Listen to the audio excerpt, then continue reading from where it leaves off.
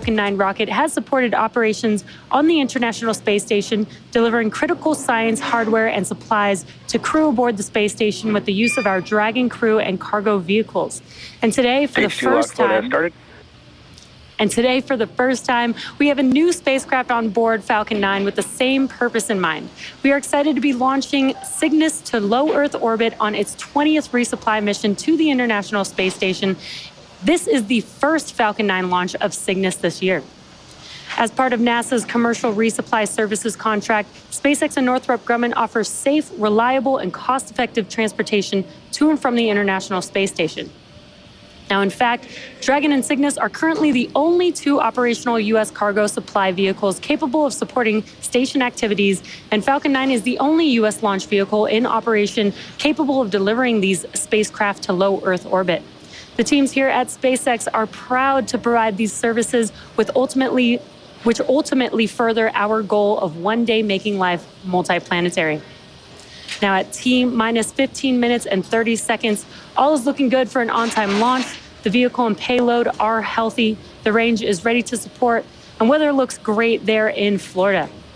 As you might imagine, the crew on board the space station is preparing for their upcoming delivery.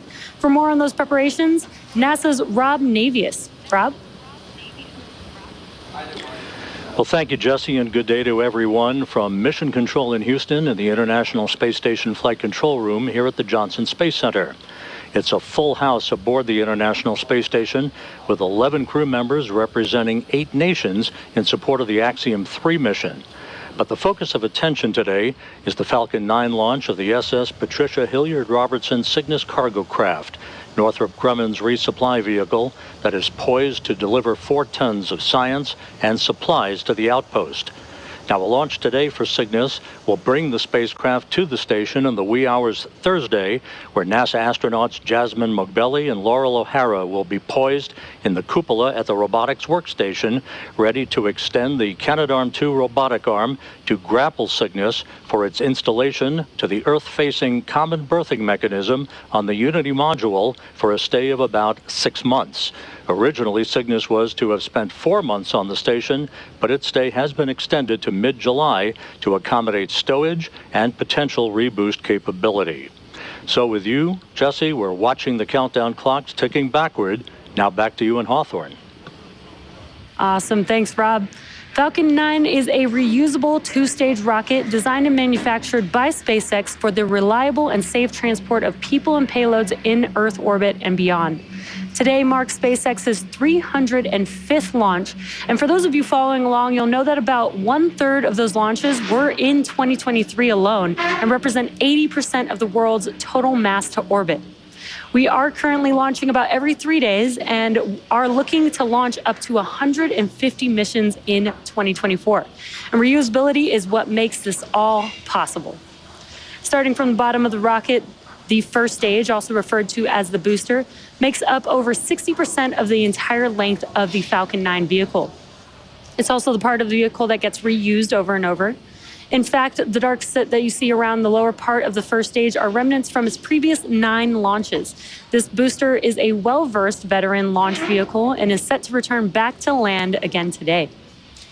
The white section above the black inner stage is the second stage. After the first and second stages separate about 2.5 minutes into flight, the second stage will ignite its MVAC engine to carry the Cygnus spacecraft to orbit. Above the second stage is the payload fairing, which is the nose cone structure at the very top of the rocket. It protects the payload, and in this case, the Cygnus spacecraft, until we reach space. Around 3 minutes into flight, once we've exited Earth's atmosphere, we will jettison the fairing halves and attempt to retrieve them once they return back down to Earth. This payload fairing was customized to accommodate late load operations on the pad, and we'll talk more about these modifications a bit later in the program. For now, let's learn a bit more about the spacecraft itself. Rob? Thanks, Jesse. As mentioned earlier, Northrop Grumman's Cygnus cargo craft is about to deliver about 4 tons of science and supplies to the International Space Station, hitching a ride today for the first time on the venerable SpaceX Falcon 9 rocket. On the phone with us right now to discuss this unique marriage of rockets and resupply is a former veteran astronaut, Dan Tawney, who flew 2 supply and assembly missions to the International Space Station. He is now Northrop Grumman's program manager for human exploration and operations. Dan, it's been a while, but it's great to have you with us today. Rob, it's great to hear your voice and to be working with you again. Thanks for the call.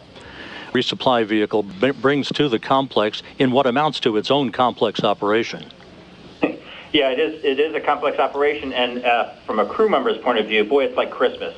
Or nowadays, it's like watching the Amazon truck show up and unload a bunch of stuff. We're bringing 8,000 pounds, over 8,000 pounds of stuff to the crew, and not only is it the scientific experiments and stuff that the space station itself needs, but it's food, it's clothes. And really, personally, to the crew, it's notes and mementos and stuff from their families and friends. It's great to put a little personal stuff in there. So it's an exciting day to receive a new cargo ship. But boy, they've got a lot of hours ahead, unloading everything, putting it someplace in the station, and then filling it back up with trash. And Dan, this Cygnus is named after astronaut Patty Hilliard Robertson, a good friend of yours, who tragically lost her life in a plane crash in 2001. You knew her very well. So on this day, a special day for you, your thoughts about her and the fact that Cygnus is named in her memory. Yeah, one of the things we've done on Cygnus from their very first mission is name them after space pioneers, people that are very important to the human space program. And this is very personal for many of us. In my class, we've been able to name a Cygnus for Pierce Sellers, and Laurel Clark was the last one. And in this one, we get to honor Patty Robertson. She was in the class of 98. We were in the class of 96, so we were sort of the sophomores to her freshman class. And so we got the honor of being with those guys when they were getting ready for their first 238 flight and their first sim and their first NBL run, and so got to know them very well. Patty, she lit up a room. She was so wonderful to work with. Her attitude was great. She was smiling. Everybody loved her, and it's such a tragedy when we lost her. So it is certainly my pleasure and my honor to be part of the Cygnus team that gets to honor Patty and her memory and get her into space sort of officially, or get her namesake into space. So it's really a fantastic honor and a pleasure for us to be able to do that. Dan, thank you so much for your time today. Appreciate your thoughts and good luck today. Dan Tawney, Northrop Grumman's Program Manager for Human Exploration and Operations. With that, Jesse, back to you in Hawthorne. In order to support Cygnus missions, SpaceX designed a custom fairing and payload transfer truck with a mobile clean room to support late load operations, which happen while the rocket is horizontal and on the pad deck. Late load refers to loading cargo in the final hours before launch and after the spacecraft has already been encapsulated inside the fairing. The fairing modifications includes a new roughly 5-foot by 4-foot fairing door that opens directly into the mobile clean room. At T-minus 24 hours, late load ops began. Techs removed the door and opened Cygnus's forward hatch to load time-sensitive cargo right on the pad. And then at T-minus 7 hours, Falcon 9 went vertical. Now with T-minus 8 minutes to go, all is looking good for an on-time liftoff today. Again, the payload and vehicle are healthy. The range is ready to support, and weather looks amazing over there in Florida. For now, let's head back to Rob for a closer look at the science on today's mission. Rob? Jesse, thanks. We're at T-minus 7 minutes, 30 seconds and counting to the launch of the Falcon 9 rocket and the Northrop Grumman Cygnus cargo craft, which, as we said, is delivering about 4 tons of science and supplies to the space station. Science for every crew that lives and works on board the station is the main objective of activities up on orbit. Today's delivery is designed to improve robotic surgeries on Earth, 3D printing techniques, and the growth of cartilage and microgravity. So let's take a quick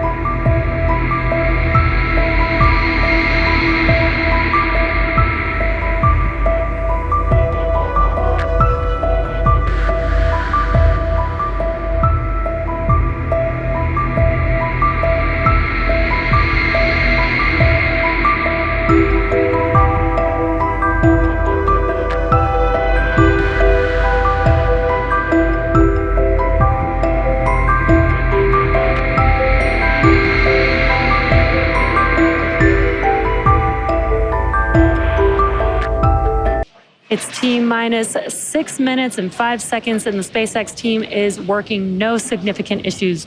Weather is go, range remains go for launch, and at this point, RP-1 fuel is completely loaded on the second stage and nearly complete on first stage. Liquid oxygen loading is underway on both stages and will complete at T-minus 2 minutes to launch.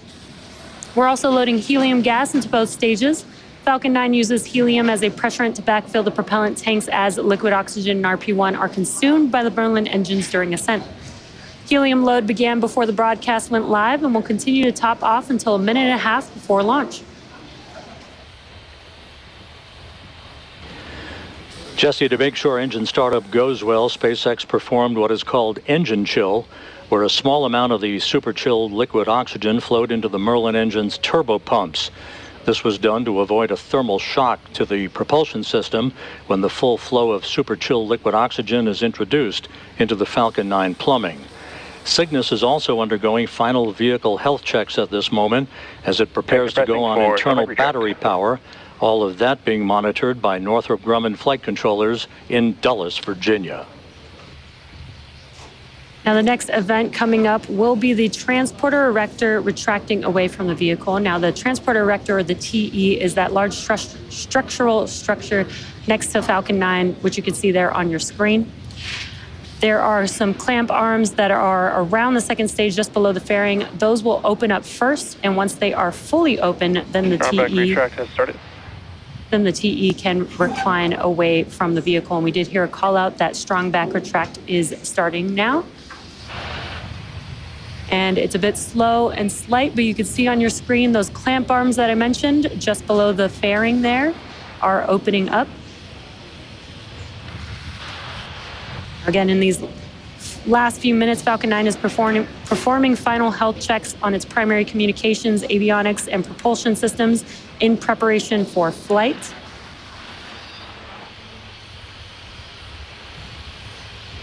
And it looks like the clamp arms are now fully open, and it's very slow and slight, but you can see the TE slowly moving away from the vehicle.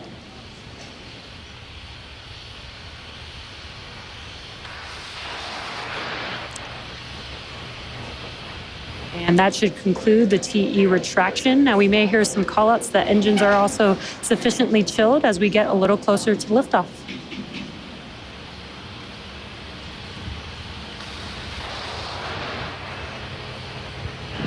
We're coming up on the T-minus 3 minute mark until launch. Checkouts of the second stage thrust vector control actuators will soon begin. This is referred to as an engine gimbal or wiggle test, when SpaceX moves the nozzles ever so slightly to make sure that the guidance hardware is acceptable for flight.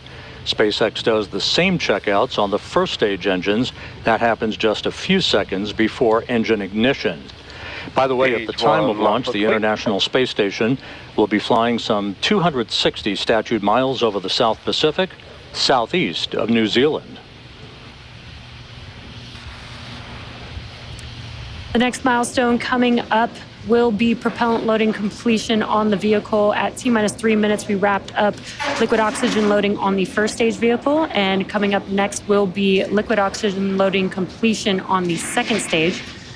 Once that happens, Falcon 9 will be fully loaded with 1 million pounds of kerosene fuel and liquid oxygen.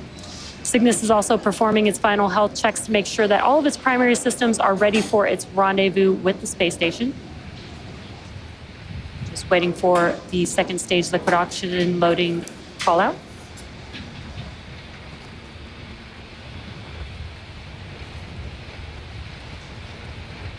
Stage 2 lock flow complete. And there it is. That concludes propellant loading on Falcon 9. Now that this is complete, we will begin to vent out, and you can see it there on your screen, the liquid oxygen line on the transporter erector.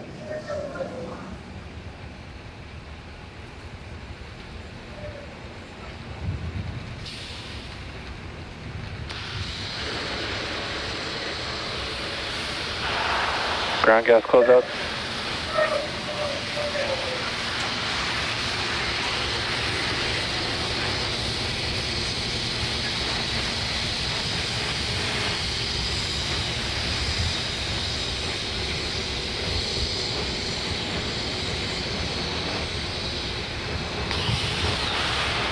Falcon 9 is in startup.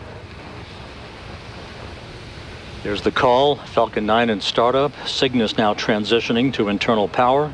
The Falcon 9 computers are in final pre-launch checks. That instructs the rocket through the last seconds before liftoff. Falcon Cygnus, Both NG-20, stages now go for being launch. pressurized for launch. The range remains go for launch. A pristine day for a launch from the Space Coast. T-minus 40 seconds and counting.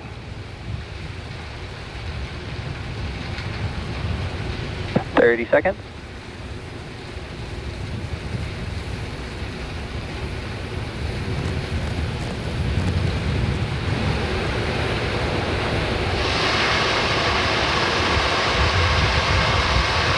Seconds. T-minus 10, 9, 8, 7, 6, 5, 4, 3, 2, 1. Ignition. Engines full power. And liftoff. Go Cygnus, go Falcon.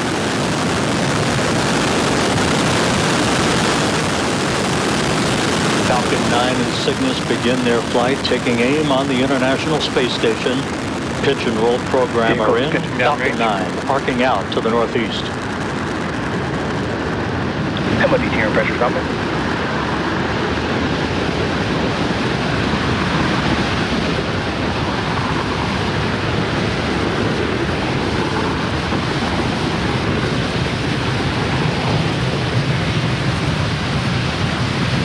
At T plus 40 seconds, Falcon 9 has successfully lifted off from Space Launch Complex Power and 40. telemetry nominal.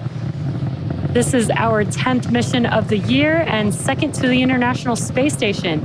And we've throttled down our engines in preparation for Max Q, which is coming up here in a few seconds. This is the largest structural Vehicle load. supersonic. This is the largest structural load that the vehicle will see on ascent.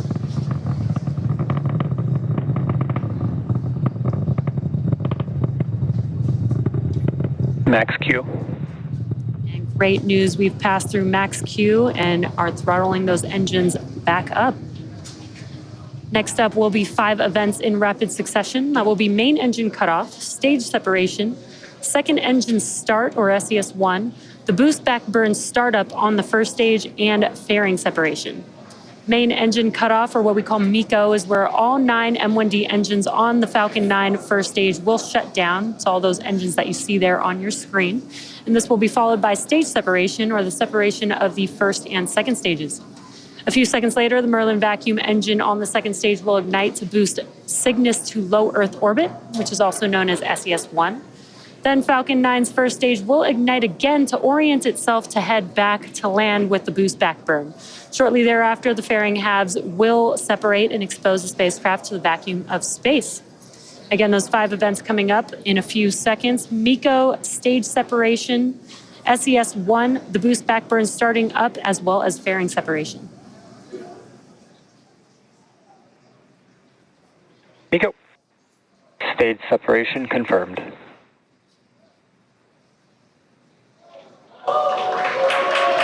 And back ignition.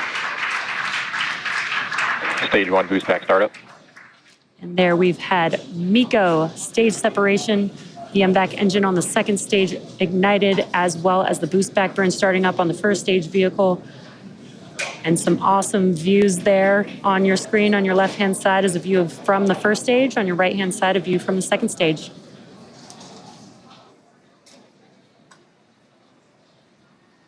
Fairing separation confirmed.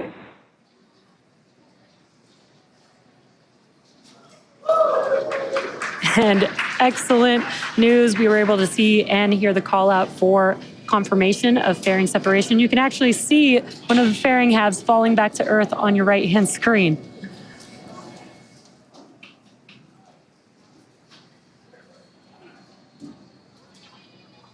Stage 1 boost back shutdown.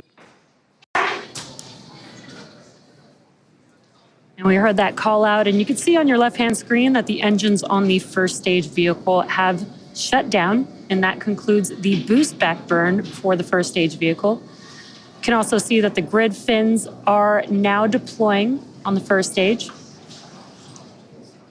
Both vehicles are following nominal trajectory. And great call outs that both vehicles are on nominal trajectories.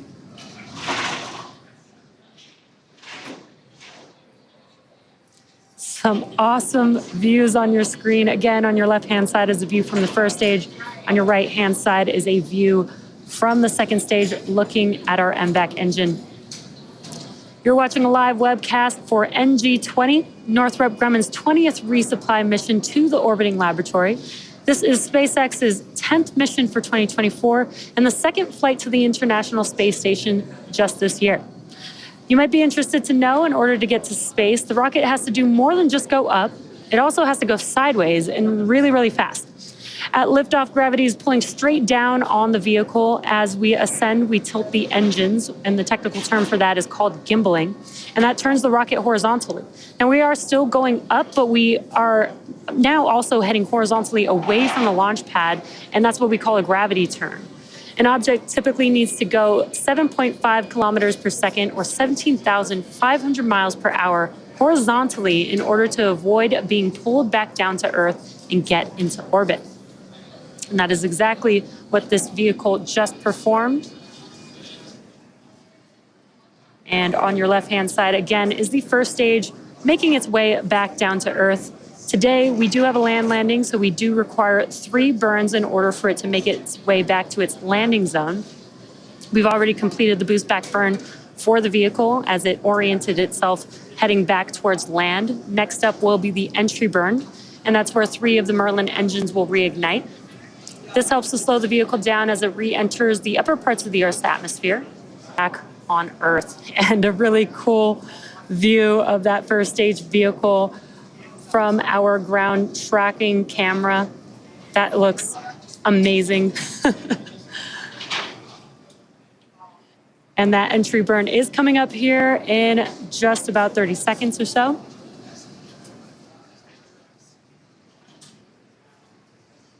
Views look amazing today. Again, you can see on your left-hand screen the view of Earth in the background of the first stage as it's coming back down to Earth to land on our landing zone. Right-hand screen, again, is of the second stage, looking aft at our MVAC engine.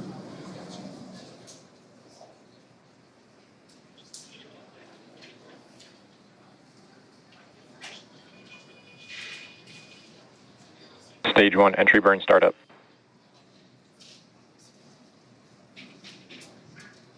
We just heard that call out, and you can see on your left-hand screen that the engines on the first stage vehicle have reignited. It's just about a 17-second burn. Stage 1 entry burn shutdown. And Stage awesome, 1 FTS has saved. Awesome tracking view of our first stage vehicle. As you can see that the entry burn has concluded. And the first stage vehicle continues to make its way back down to Earth. Both vehicles continuing on a nominal trajectory. And this is an incredible view that we are getting of the first stage vehicle heading back to land. Right now it's using its 4 grid fins to guide Stage 1 transonic. the vehicle during its descent. And this is amazing. You can see those 4 grid fins deployed. What a view that we have. Stage 1 landing burn. And you can see that the landing burn has begun for the vehicle. Let's watch as Falcon 9 touches back down on land.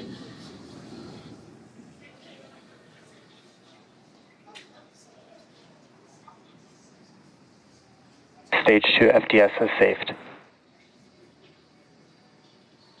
Stage 1 landing leg deploy.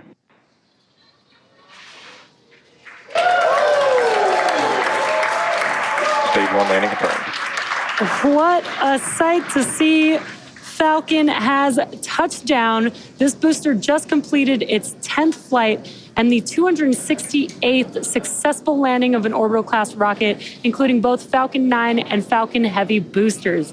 That was such an incredible view to watch. Now, next up is SECO for the second stage. That's where we will shut down this MVAC engine. Nominal orbit insertion. And great news, we heard that call out for SECO 1 as well as confirmation of good orbit.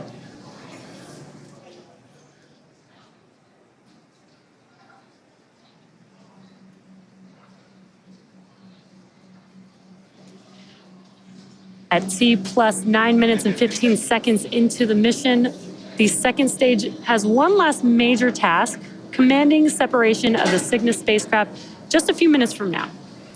For those of you just tuning in, you're watching a live webcast for NG-20, Northrop Grumman's 20th resupply mission to the International Space Station.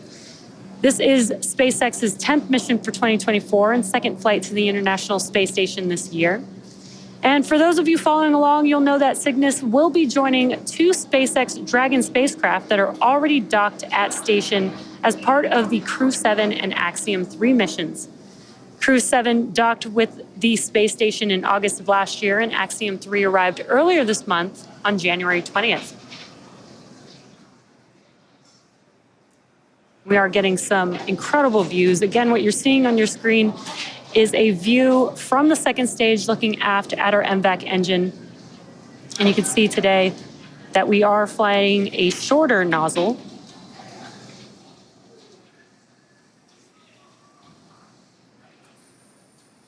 And there you can see that shorter nozzle there on your screen. Both Northrop Grumman and SpaceX have a long history of supporting the International Space Station with cargo missions like today's. SpaceX's first Commercial Resupply Services, or CRS mission, CRS-1, launched in 2012 and made history by restoring America's capability to deliver and return cargo to the station. The Cygnus spacecraft has been visiting the International Space Station since 2013, and the first Cygnus CRS mission, Orb-1, launched in 2014. Cygnus has delivered more than 138,000 pounds of equipment, science experiments, and supplies to sustain the International Space Station's astronauts under NASA's Commercial Resupply Services contract.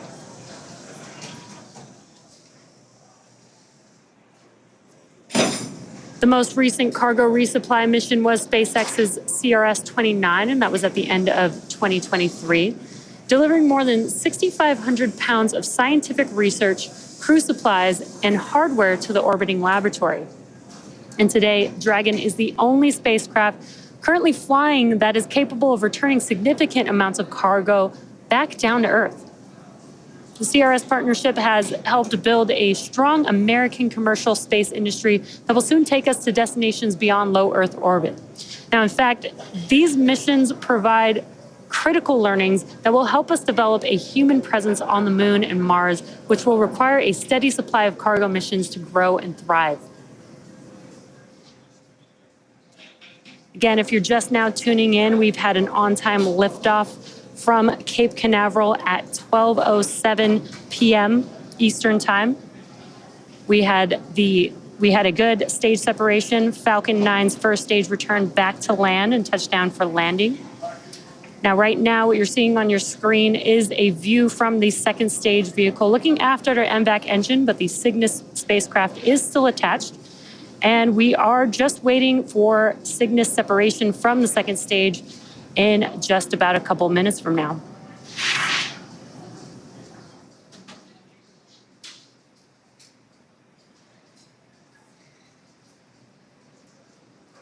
Again, getting some awesome views here.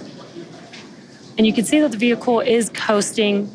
On your bottom right-hand corner of your screen, you can see the speed as well as the altitude of the vehicle with the payload attached. As a reminder, this is the first SpaceX launch of Cygnus this year. Cygnus refers to the constellation that is visible in the northern night sky. It's the company's tradition to name each Cygnus spacecraft in honor of an individual who has made substantial contributions to human spaceflight. Northrop Grumman named the NG-20 Cygnus spacecraft in remembrance and celebration of the life of NASA astronaut Dr. Patricia Patty Hilliard Robertson.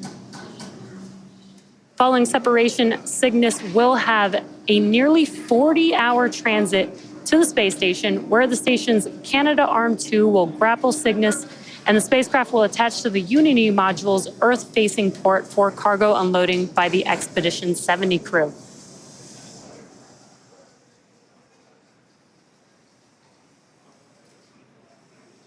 If you're just now joining us, you are watching the NG-20 mission carrying the Cygnus spacecraft currently attached to our Falcon 9 second stage, awaiting separation in just about under 30 seconds from now.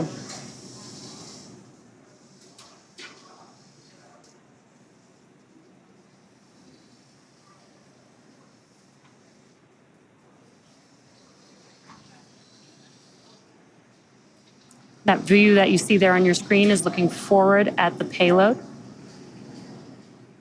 And separation coming up here in a few Cygnus seconds. deploy confirmed.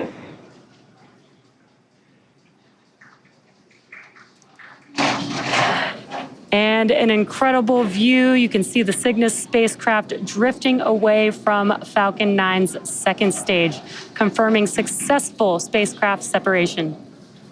The Cygnus spacecraft is now on its way to the International Space Station, expected to arrive in just under 40 hours at 3:20 a.m. Central Time. And that's going to wrap it up for me here in Hawthorne. Be sure to check out spacex.com/launches for a schedule of our upcoming missions. In the meantime, Rob, what's next for Cygnus? Jesse, thanks very much. Great ride into orbit for Cygnus, and I must tell you that the flight controllers here in the International Space Station Flight Control Room were simply mesmerized by that great video of the first stage landing following its job to deliver Cygnus on its way to orbit. Joining me now on the phone here in Mission Control in Houston is Jeff Arend, the manager for the Systems and Integration Office for the International Space Station program. Jeff, welcome in with us today. Yeah, Rob, thanks for having me. Yeah, it's always good to talk with you. Jeff, a pretty significant day. How significant for the program was today's launch as SpaceX and Northrop Grumman collaborated to send Cygnus on its way to the station?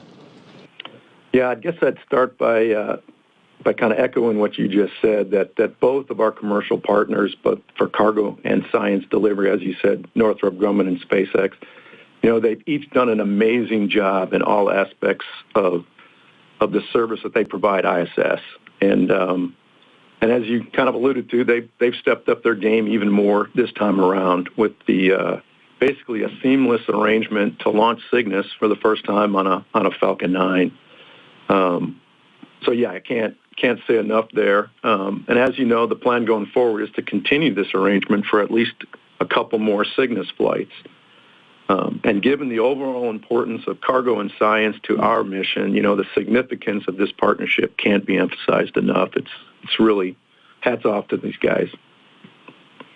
Jeff, if you would, pretty busy up on the station, 11 crew members, 8 nations being represented in the midst of Axiom 3. So over the next 48 hours, outline for us the upcoming activities for the crew on board as they prepare for Cygnus's arrival Thursday.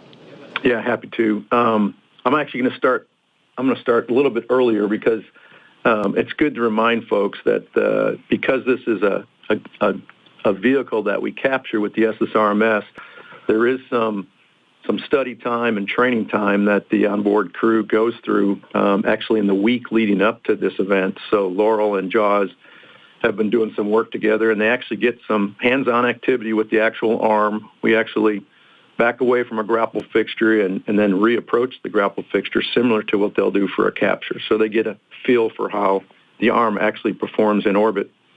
They also have to do a little house cleaning. There's, the port that Cygnus is going to usually has stowage in front of it. So they need to clear the port both for hatch opening and entering the Cygnus.